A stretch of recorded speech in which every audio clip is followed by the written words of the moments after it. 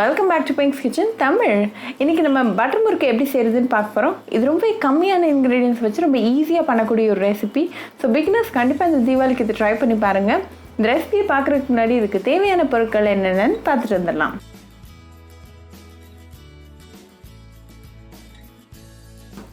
ஒரு பவுலில் 1 கப் அரிசி மாவு சேர்த்துருங்க.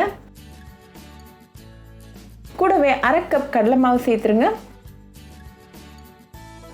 1/2 டீஸ்பூன் உப்பு, 3 டீஸ்பூன் பட்டர். பட்டர் வந்து நல்லா ரூம் டெம்பரேச்சரில் இருக்கிற மாதிரி பார்த்து சேர்த்துக்கோங்க. அப்புறம் கடைசியில் 1 டேபிள் ஸ்பூன் ஜீரகம். இது எல்லாத்தையும் சேர்த்துட்டு நல்லா மிக்ஸ் பண்ணி விட்டுருங்க.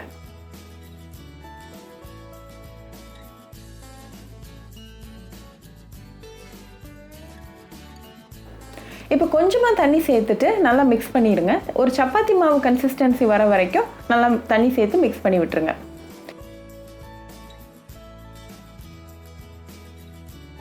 இப்போ நல்லா எல்லாம் மிக்ஸ் ஆகியாச்சு. கன்சிஸ்டன்சி சூப்பராக சப்பாத்தி மாவு மாதிரி வந்திருக்கு. நல்லா சாஃப்டாக கூட இருக்குது. ஸோ இதை வச்சு நம்ம இப்போ முறுக்கு செய்ய ஸ்டார்ட் பண்ணிடலாம். இன்றைக்கி நான் இந்த மாதிரி ஒரு முறுக்கு புழிகிறத எடுத்திருக்கேன். இதில் நல்லா ஸ்டார் மாதிரி இருக்கக்கூடிய அச்சை பார்த்து எடுத்துக்கோங்க. இப்போ இது எல்லாத்தையும் அசம்பிள் பண்ணிடலாம்.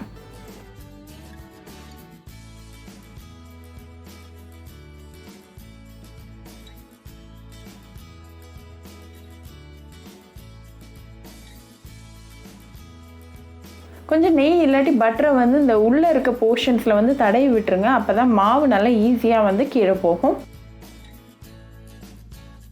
இப்போ தேவையான அளவு மாவை சேர்த்துட்டு நல்லா ஹாட்டாக இருக்கக்கூடிய ஆயிலில் நம்ம புழிஞ்சிடலாம். ஒரே நேரத்தில் ரொம்ப புழியாதீங்க. ரொம்ப புழிஞ்சால் நல்லா வேகாது. ஸோ கொஞ்சமாக சேர்த்துட்டு நல்லா ஃப்ரை பண்ணி எடுத்துடலாம். ஃப்ளேமை நல்லா மீடியமில் வச்சு குக் பண்ணுங்கள்.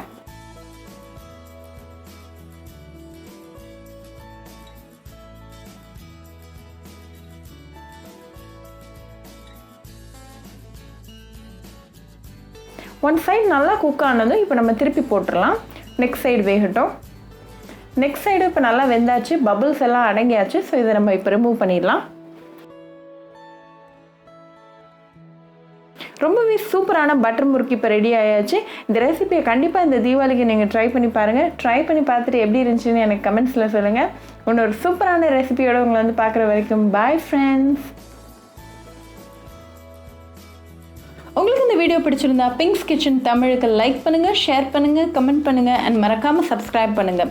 கூடவே பெல் ஐக்கானையும் கிளிக் பண்ணிக்கோங்க. அப்போ தான் நான் போடுற வீடியோஸ் எல்லாம் உங்கள் நோட்டிஃபிகேஷனில் வரும். உங்களுக்கு ரெசிபிஸ் இங்கிலீஷில் பார்க்கணும்னா பிங்க்ஸ் கிச்சன் சேனலை பாருங்கள். சேனலோட லிங்க் நான் அந்த டிஸ்கிரிப்ஷன் பாக்ஸில் கொடுக்குறேன். மறக்காமல் செக் பண்ணுங்கள்.